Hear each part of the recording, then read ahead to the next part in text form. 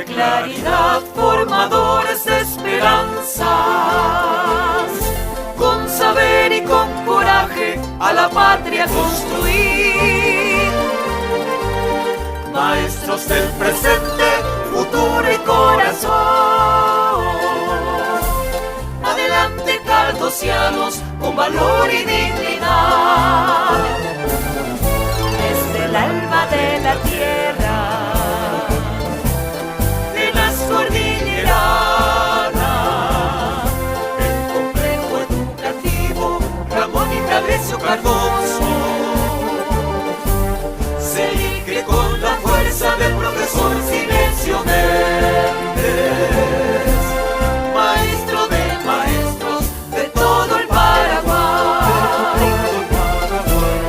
Aquí se forma líderes, así, con noble vocación,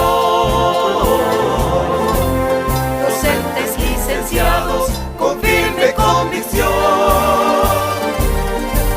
orientados por maestros que desean trayectoria, sabios guías de excelencia, cordillerano resplandor,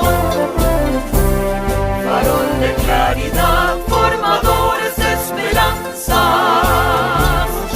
con saber y con coraje a la patria construir.